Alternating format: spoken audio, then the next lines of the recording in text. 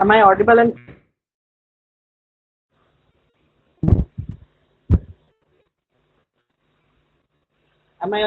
clear?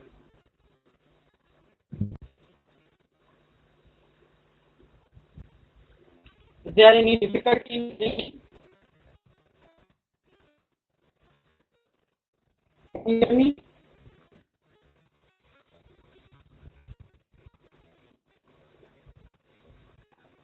Hello, sir. Hello. Okay. Is it clear? Voice is No, sir.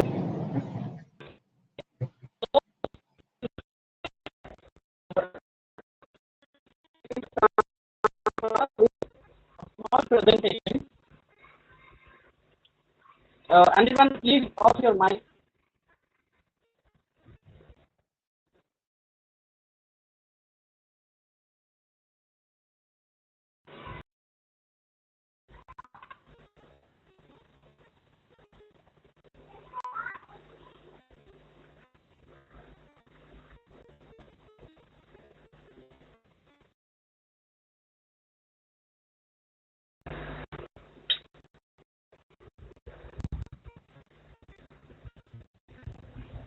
Okay. Just wait for 5 more minutes so that others can join and we will start.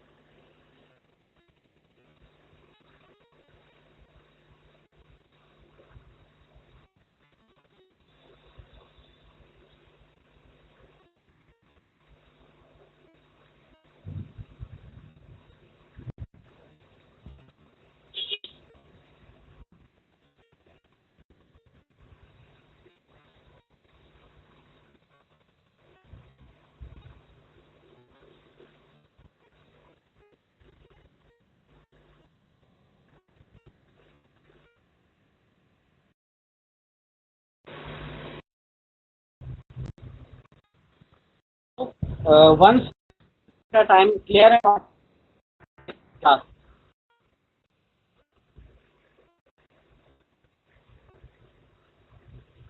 Now please confirm again that I am audible so that we can start.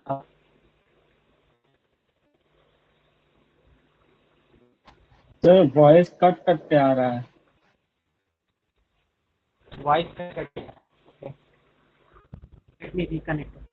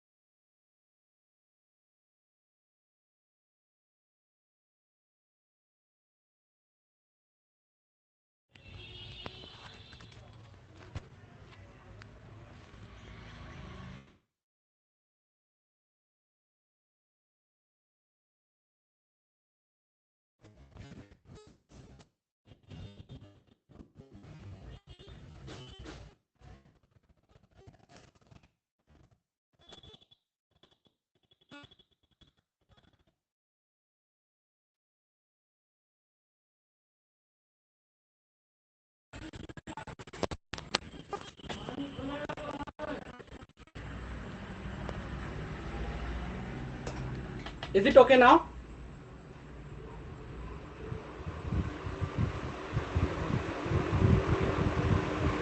Can you hear me?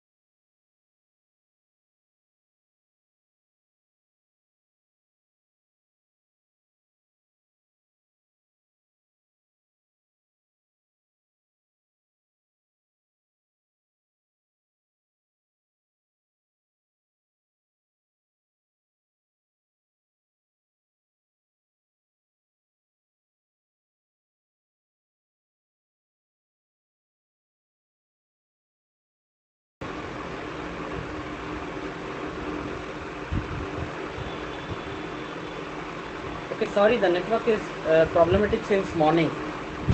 Okay, am I audible now? Once you confirm, we will start. Anyone? Can anyone confirm that I am audible or not to all of you? Yes, sir. Okay, is it clear? My voice is clear or not? Yes, sir. Voice is clear. Okay, let me share my screen. One last time I will try to share that presentation with you. If it's not going to happen, we will come back to our mode of discussion. Okay, now can you hear me and can you see the screen? Yes, sir. Okay, great. So let us start. It's already 2:10. We have wasted our 10 minutes in this technology. Now, I want you to share this presentation which I years one of my uh, presentation on Hahnemann's birthday. Okay, there I have the Hahnemann's life and Hahnemann's struggle throughout his medical career. To some extent of okay, and the heading we are getting here to learn and perceive homeopathy.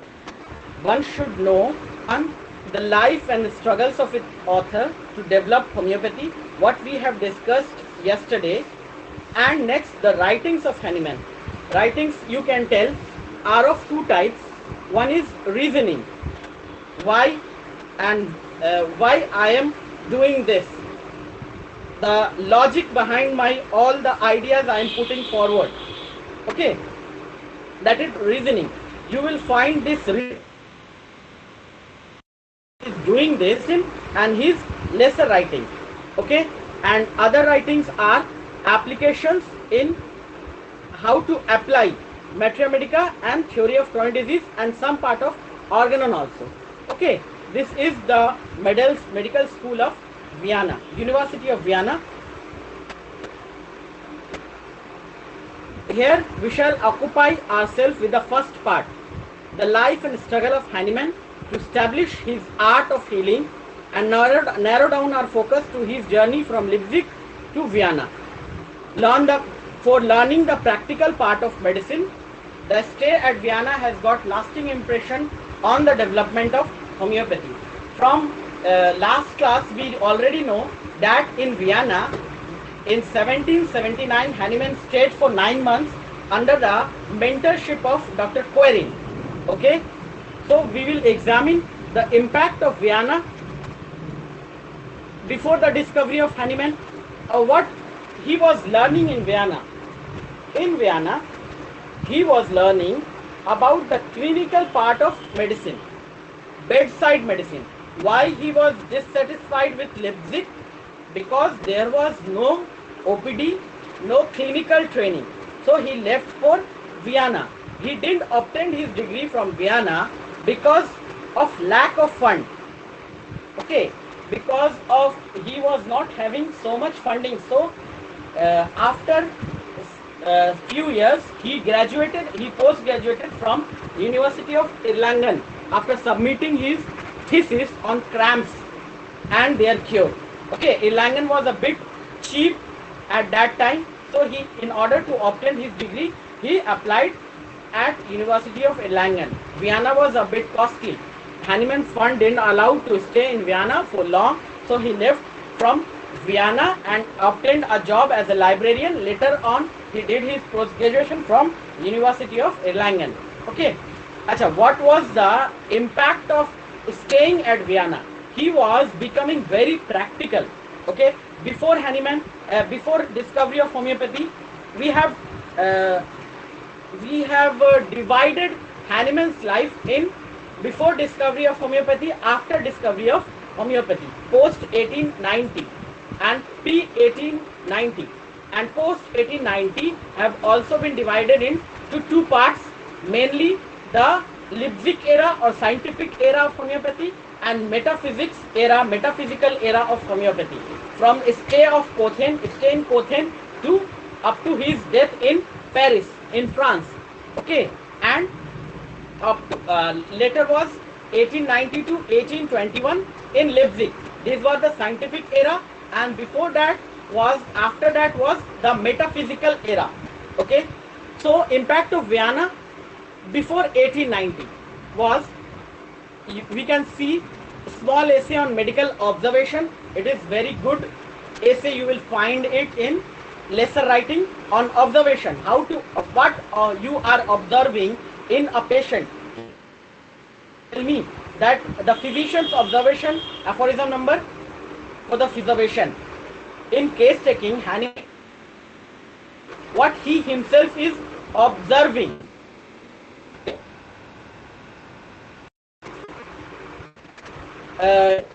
You have to, as I cannot see the chat in which aphorism is.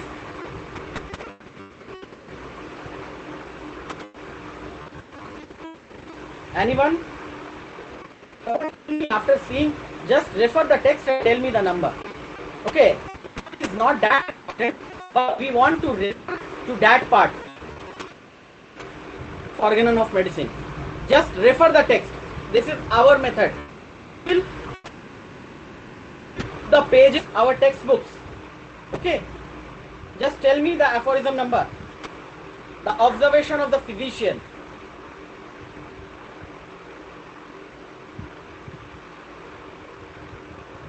Anyone? Just flip the page and see the aphorism number and tell me. I hope you all are having your organon of medicine with you. Anirban, bolo.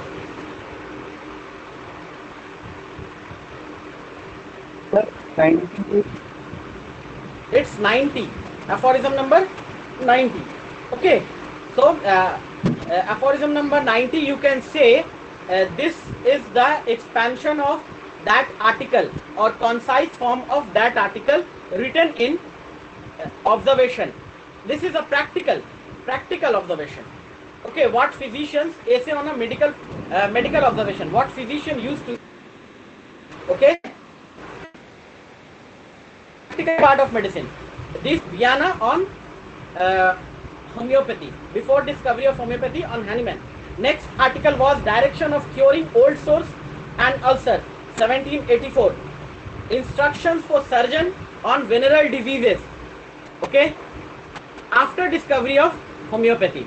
These are the result of, you can say, the result of staying in Vienna. Hahnemann's attitude towards surgery before homeopathic period.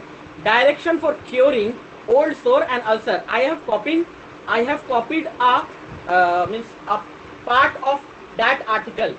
How practical Hahnemann was giving. Practically, Hahnemann was giving. Okay, this is a quotation from that article. I enlarged the wound, dressed it for several days with digestive, a titration of balsamum peru. I scraped the bone clean, removed what was decayed, dressed it with alcohol and awaited the result. This direction of Hahnemann can be correlated with any of the modern textbook on surgery, how to dress a wound. You have to remove, to dressing a wound, you have to remove the necrosed part. You have to expose the blood vessels and you have to remove the necrosed part, and it will stimulate the epithelial, it will stimulate the scar formation, it will stimulate the healing. It is as per modern standard of any modern textbook of surgery. Okay, this was the practical part. In the homeopathic period, 6th edition, aphorism number 186. We all know in aphorism number 186, Hahnemann discussed about the diseases which are or which cannot be cured with internal medicine, limitations of homeopathy. Okay, in aphorism number 86, let us refer to aphorism number 186 here. Aphorism number 186. Open aphorism number 186.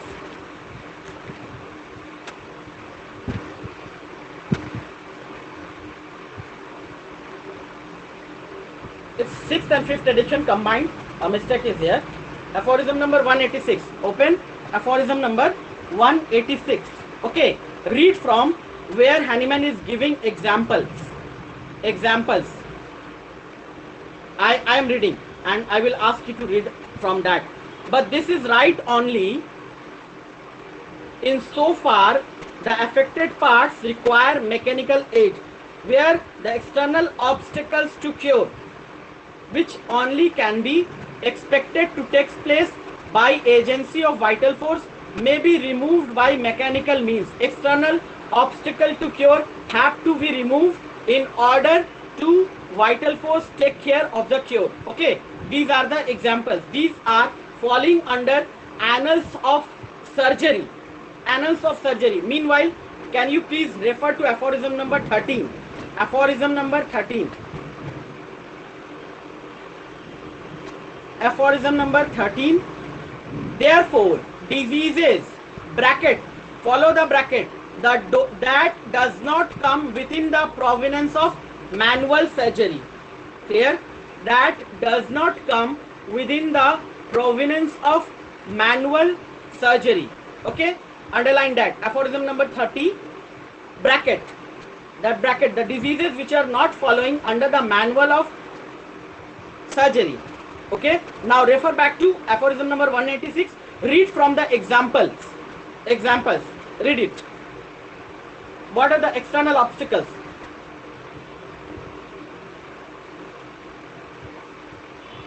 Sir, when the violent fever from here, sir. No, by the reduction of dislocation. Okay. Example, okay. from example. By E.g. okay. E.g. lakha. By the by the reduction of dislocations, by bandages to bring together the lips of wounds, mechanical pressure to still the flow of the blood from open arteries in the by extraction of foreign bodies that have penetrated into the living parts, by making an opening into a cavity of the body in order to remove an irritating substance or to procure the evacuation of effusions or collection of fluids, by bringing I want you to stop into here. I want you to stop here. Okay. I want you to stop here. Two parts you have read. Two sentence, last two sentence. Is it? It is all okay with the reduction of dislocation, bandages of bringing the lips of wound together, bandaging, stopping the artery by mechanical pressure. It's all okay. But tell me one thing: how far it is okay to remove the fluid in cavity, fluid from the cavity? Say the effusion, pleural effusion. Hahnemann is advising to tap out the fluid. For ascites, Hahnemann is advising to tap out the fluid. How far it is rational? How far it is matching with the homeopathic philosophy? Do you ask your patient to remove the mechanical, to remove effusion? Now think and answer me. Will you ask your patient to remove the ascites fluid? Ascitic fluid collected in the peritoneum?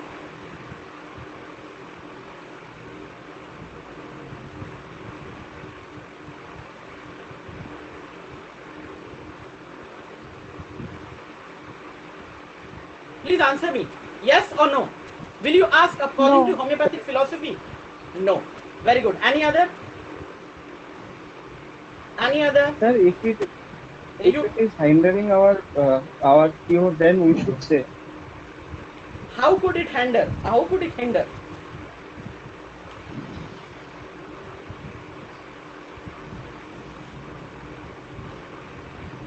Anyone? Mechanical obstruction. Mechanical obstruction. Good. Anyone further explain? Anyone further explain this point anyone is raising?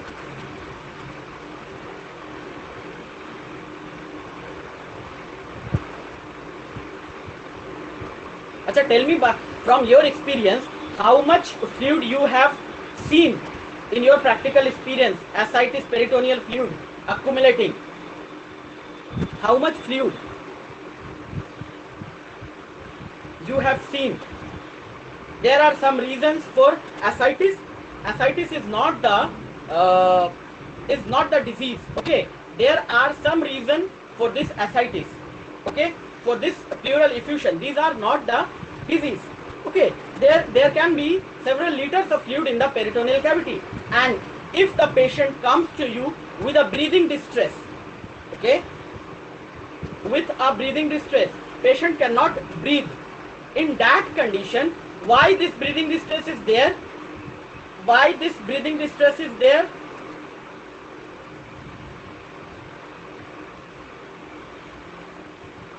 Product of the disease is causing mechanical. Yes. Sir, product This of the breathing disease distress is causing a mechanical block.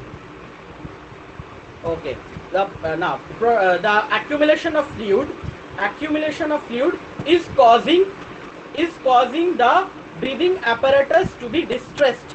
The diaphragm, this have been pushed up.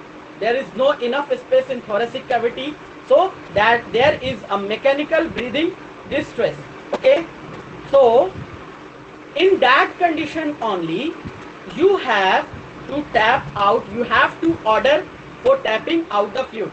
You cannot, your aspidosperma or any other medicine by case taking you are getting on cannot, until and unless it reduces the fluid rapidly, okay, cannot cure this breathing distress. Okay, in that case this is hindering our cure. Okay, in that case it is not that this ascites is a disease itself, but it is causing a mechanical hindrance. Clear? So in that case you have to remove that. Okay, this is what the Dex preposition is saying us. In Stuart Cross you will encounter a principle called Dex preposition. One of the altogether 8 conditions are there where homeopathy will not work. One of the condition is that where and when the manifest exciting cause is still present, homeopathy will not work. You go on treating you with your medicine, you won't be able to cure that symptom because there is a hindrance in your cure. Now I will be giving you a practical example. You must have read in your surgery books that there is a thing called Causivius law, okay, where the head of the pancreas is so much increased that it is causing a blockage of bile duct, okay, a blockage of bile duct, and that is causing obstructive jaundice. Now, do you think your chelidonium or any other indicated medicine will cure this jaundice?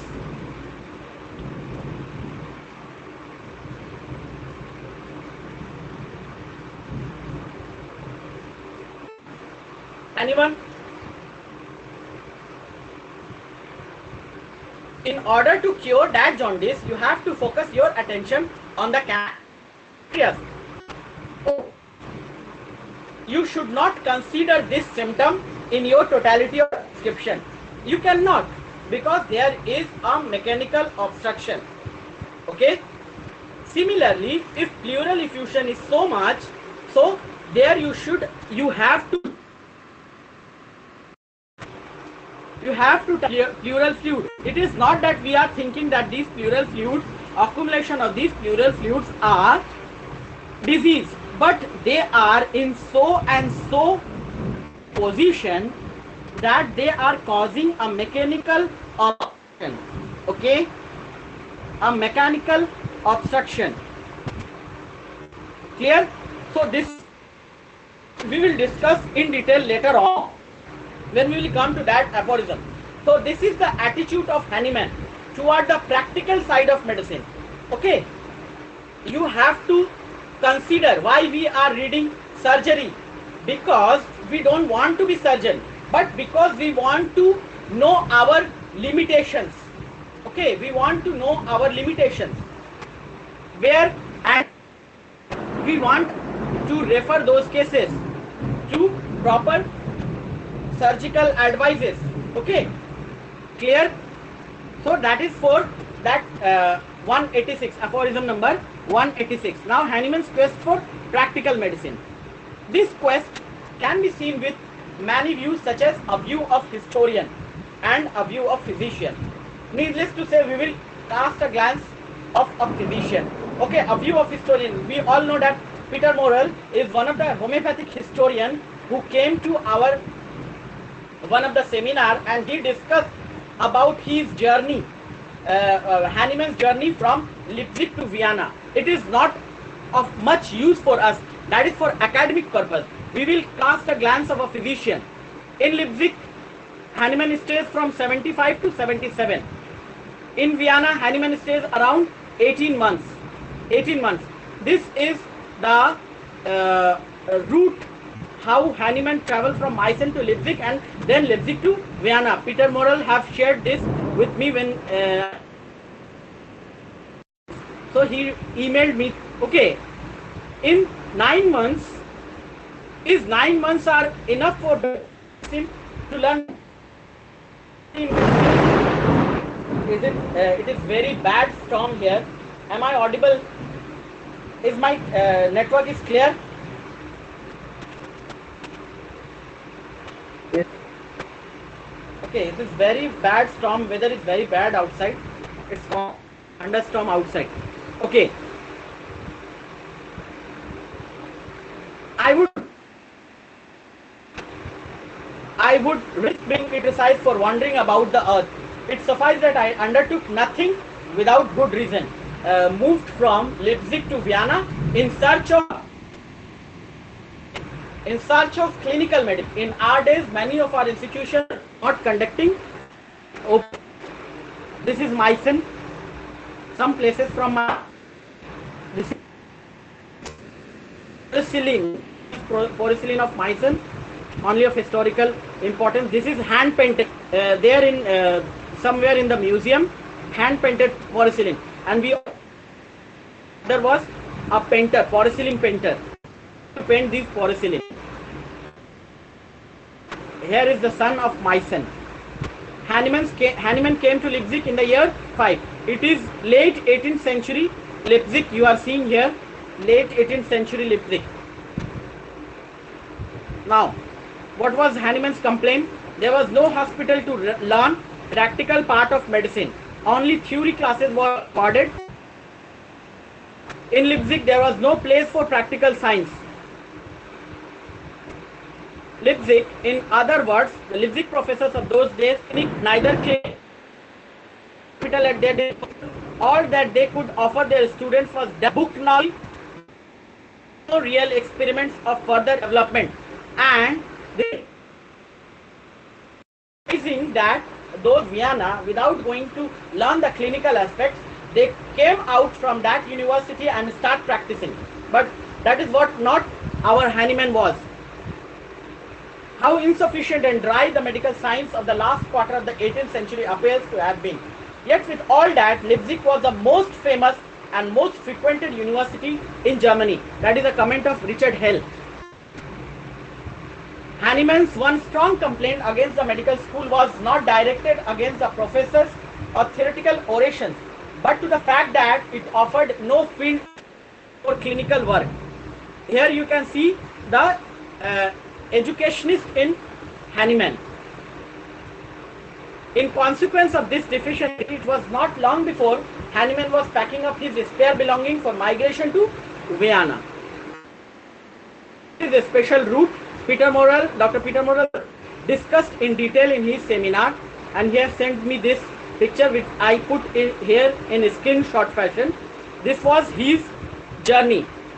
This is only of historical importance. How he went from Leipzig to Dresden, then Prague, then Brno, then Vienna. Okay, it is only of historical importance, not for our practical purpose. When we consider these conditions and Hahnemann's dissatisfaction, it can be easily understood that he was looking for a better opportunity for acquiring knowledge. He chose Vienna. Okay, this is Richard Hahnemann. And Vienna at the 18th century, late 18th century. This is the city of Vienna. I found it in the late 18th century. Vienna of the time exerted unprecedented influence as the embodiment not only of the artistic but also the scientific progress. Renowned university. Rudolf, you must have heard Rudolf Virtue. Rudolf Virtue, labeled Makkah of medicine. Makkah of medicine, the pagan Makkah visited by pilgrim physicians from all over the world, played host to a succession of the most eminent practitioners of time. Hall of Fame, these are some famous names from Vienna. You can see Mesmer here. Mesmer was also a senior of Hahnemann in University of Vienna. You can see Mesmer. You can see this Rokitansky, Svetten, and this is Skoda. How many of you can recognize him? Skoda.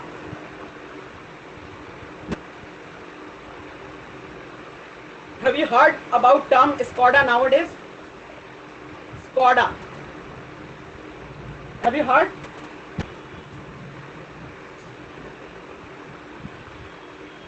Anyone?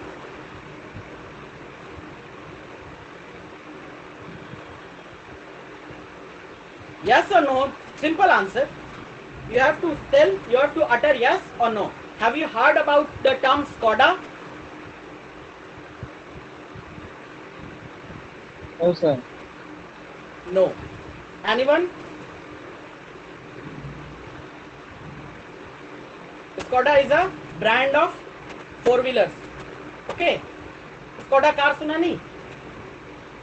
And that was founded by the nephew of this physician, Skoda. And how many of you have heard this Skoda term in medicine?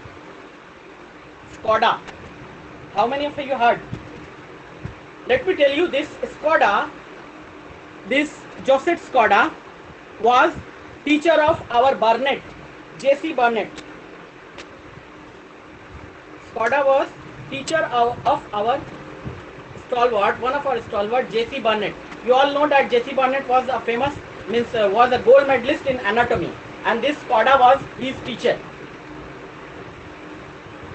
Now tell me, how many of you know the Skodic resonance? Skodic resonance. Skodic resonance we still use in our practical classes of medicine to differentiate between the pleural effusion, to diagnose pleural effusion and pericardial effusion. Pericardial effusion and pleural effusion. There is a Skodic resonance in practical medicine. Have you heard about that? No. Have you heard about the term percussion? Have you heard about the term percussion? Yes, sir. Yes or no? Percussion. Yes, sir. P-E-R-C-U-S-S-I-O-N. Percussion. This is this. This is this. है ना? This is called percussion. There are 4 ways of examining a patient, 4 steps. What are those? Inspection, palpation, percussion, and auscultation. Is it not? And this was a man, Skoda, and he also graduated from this University of Vienna, and this was a man who popularized this percussion. Okay, there are 4 sounds you are I am just out of means we are coming here that you are not answering these things. If you would have been answered, we will move forward. You are not answering, that means I have to discuss a little bit about these things. There are 4 ways of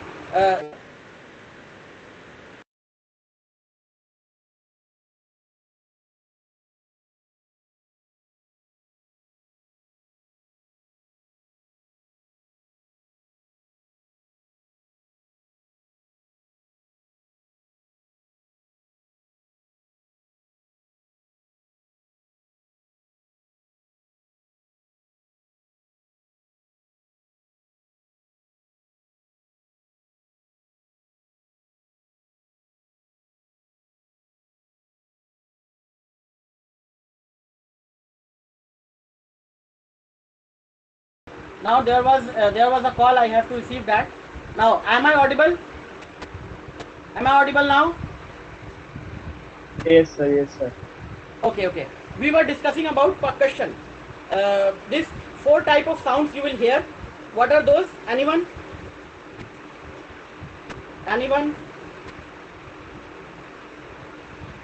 Inspection, palpation, percussion, and auscultation. No. Percussion. We are discussing percussion, and in it you will get 4 types of this percussion method popularized by this Skoda. He used to auscultation and percussion only. He was a believer of therapeutic nihilism enchanted with allopathic medicine, and he was telling that you can cure your patient without medicine, with food only and with certain measures. Okay, and so he was teaching, and he was percussion and auscultation from all over. The doctors was coming to him to learn this percussion and auscultation, and that was the only way of living for him. So this gentleman, this Skoda, have developed this before him by a physician, but he popularized this method. And 4 kind of sound you will hear while percussing, where you used to percuss on abdomen and thorax, usually on abdomen and thorax. Okay, you will get 4 type of sound. One is hyper, other is resonant, other is dull, other is stony dull. Hyper resonant or tympanic you will get on a cavity. If there is a cavity in somewhere in the lung, you will get a hyper resonatic sound. Okay, if there is on lung, there is a resonant sound. Normal lung, air filled, normal lung, resonant sound. A dull sound will be of of fluid collection. A dull sound will be of fluid collection. A stony dull sound, a more dull sound will be of a solid mass. Stony dull, sorry, I am confused. The dull sound will solid mass. Okay, stony dullness you will found in fluid collection. In fluid collection, where there is a fluid collection, you will get a stony dullness. You have to I cannot teach you how to percuss. You have to attend clinical classes. Those who are in NIH doing their PGs, Malik sir. Okay, he is a very good clinician, very good teacher also, and you won't find any teacher, any clinician teaching like him. Okay, learn him how to percuss and how to differentiate between those sounds. He have taught us very very meticulously. He is a very meticulous clinician. You won't get even in allopathic institutions a teacher like him. Okay, so percussion will have 4 sound: a hyper resonant, a resonant sound, a dull sound, a stony dull sound. A hyper resonant sound or tympanic sound is of cavity, is of some cavity, or in Skodic, what we were discussing, Skodic resonance. Skodic resonance, it is, you will hear just above the fluid, just above the line of color. Hyper resonant sound, a tympanic sound. From that, it is very bad from outside, but that you can localize how far has been collected. It's called Skodic resonance. Okay, so coda. We have discussed in between. That was not the part of our agenda. That is a side topic. The percussion. How you want to? You only will be using your elbow. That is something you will be examining during your vivas. How you are percussing, whether you are moving your elbow or you are moving. Okay. More physicians from Vienna, Sigmund Freud, Virtue. Okay, those you can recognize. Sigmund Freud was a psychologist. This is Swetten. No need to go in detail. This is Anton von Stock. Where you have heard him? Where you have heard of him?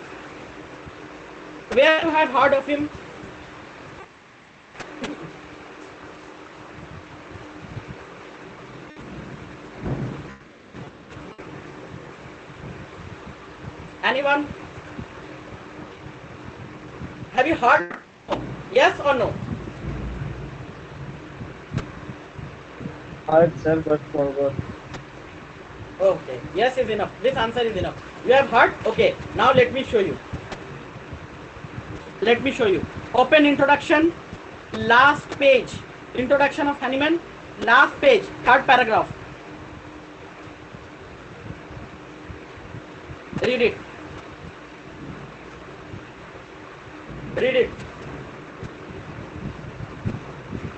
Von Storch makes the following suggestions. If stramonium disorders the mind and produces mania in others, or not like cases of insanity, it cannot improve even by protecting a revolutionary life.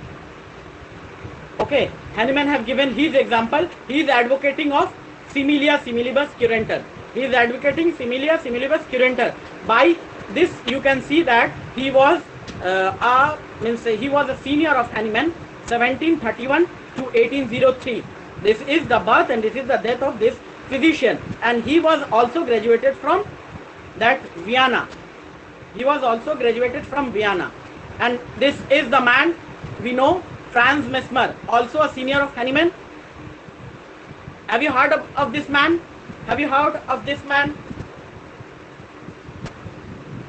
Yes or no?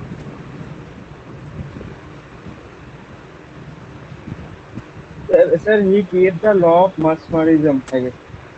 Not law. No The mistreatment. mesmerism. That To mesmer. How to do? Mesmerism was created by him.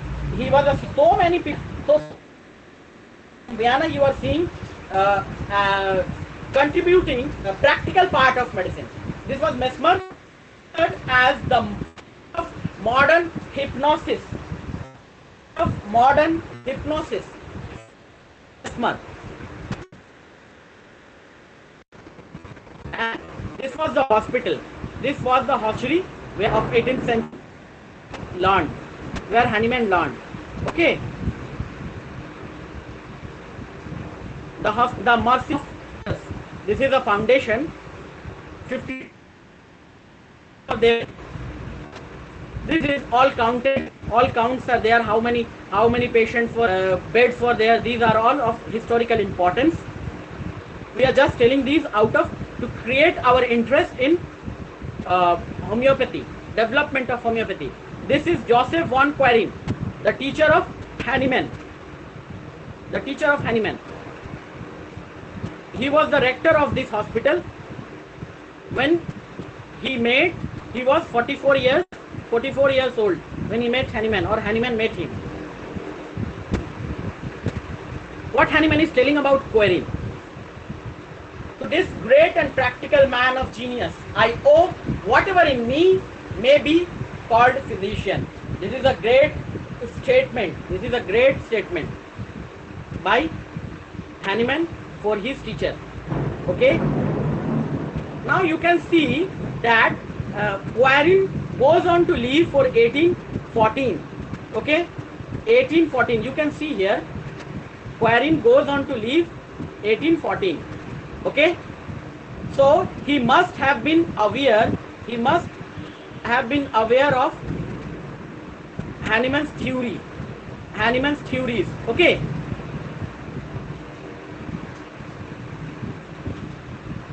He must have been aware about a development of homeopathy. I searched it out. What was the reaction of Hahnemann? What was the reaction of Querine about the discovery of homeopathy by Hahnemann? I didn't found any reference. Okay, I asked Dr. Peter Morel also, but he was also at means he was not able to answer this question also. That he didn't find any reference of Querine about his student doing these sort of things. Okay, so now I want you to open introduction. I quoted this from introduction. Open introduction and read this. Read this third paragraph.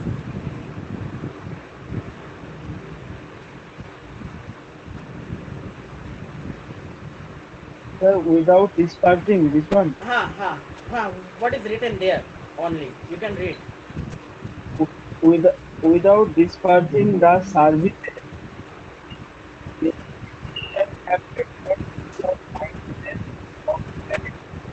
Okay, you are not audible.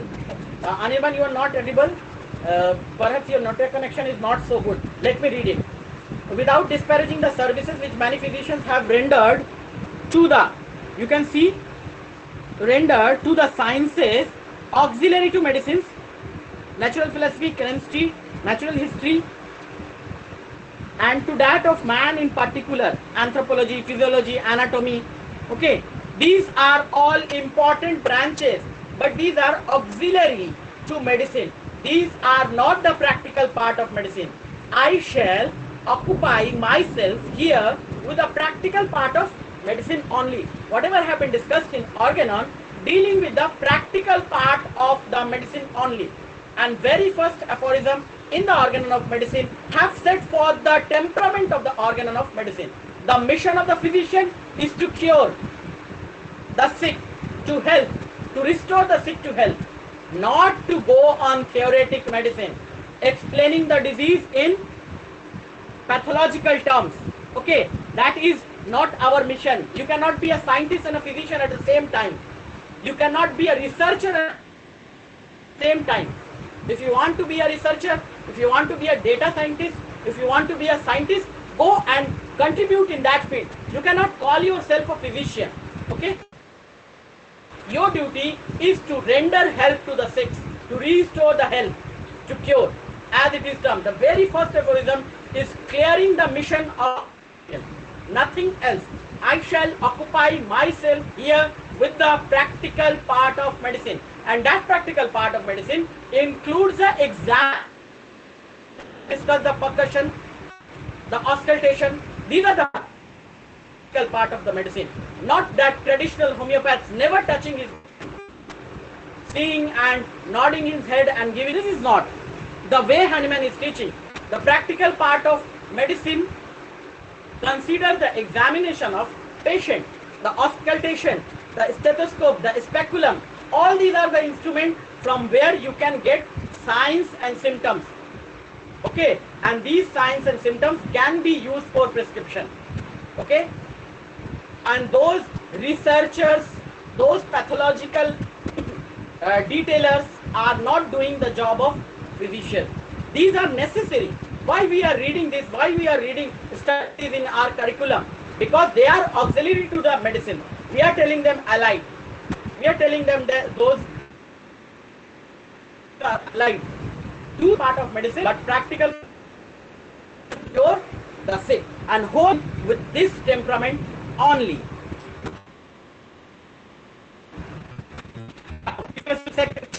Preface to second edition. See, I have nothing against them. Medical art is my subject. And endeavored throughout his life, perfecting all divine. It's called is divine. Okay, so class we have discussed in last homeopathy along the life of Hahnemann. So long he was endeavoring to perfect it. He reached from crude doses to LM potency, from application on the from administration of drug to mouth or to skin to the olfaction. He was not sitting quietly but perfecting his art. Okay. And finally,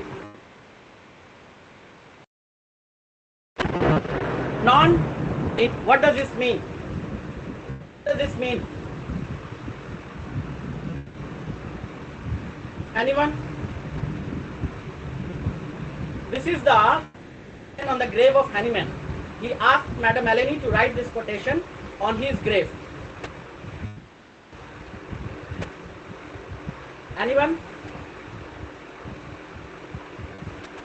Non-inutilis vixi. It is also a question in your MD examination, entrance examination, or MCQ. Non-inutilis vixi. I have not lived in vain. Have not lived in vain. Okay. So law of similia. There are some examples. I have how Hahnemann perfected.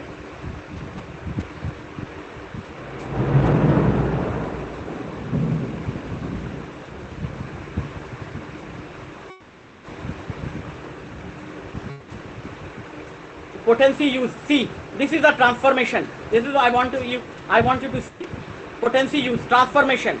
He was not stick to a single path. He was constantly moving upward. Early period, crude in grain doses. You know the Cinchona experiment was conducted with 4 grain of Cinchona. Okay, early period, crude doses. In 1797, he got this cholicodynia, this homeopathic aggravation in a patient, and he started to shift toward infinitesimal. Okay, you will see in 4th edition single unit dose, as long as amelioration continued, no repetition. Regarding also there are changes in different edition. 4th edition, no repetition. In 4th edition,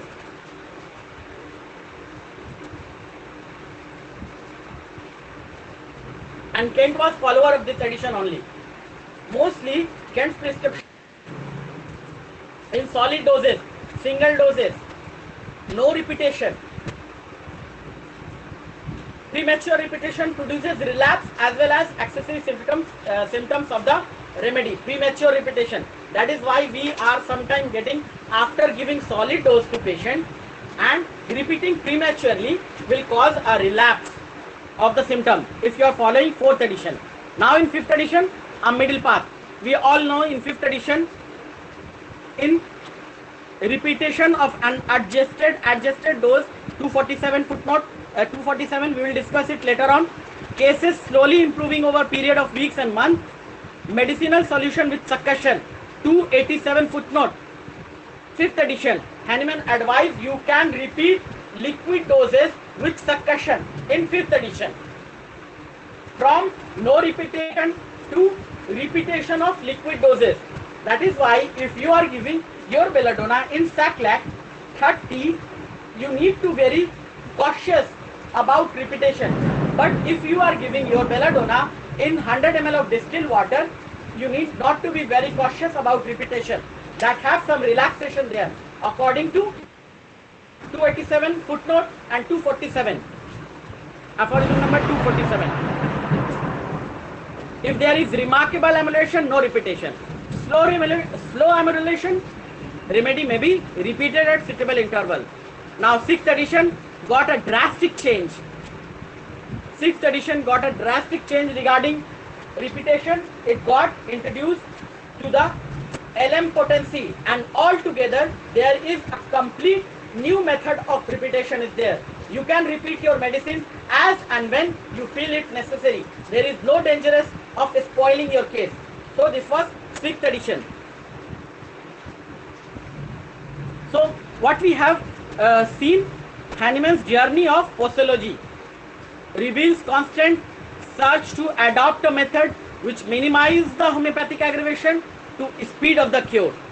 Okay, this was an example I have put forward how the development of homeopathy goes on along the life of Hahnemann. Okay. This posology, journey of posology, minimize by two things. Is the homeopathic aggravation of the speed of the cure. Okay, this was one ended here.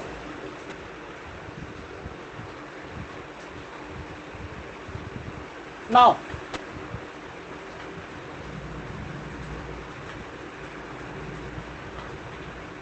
okay. Now, tell me any question you are having. We will discuss in next 5-minute time. It was this class was a continuation of previous class, okay, in form of presentation. Now, anyone having any question, we can discuss.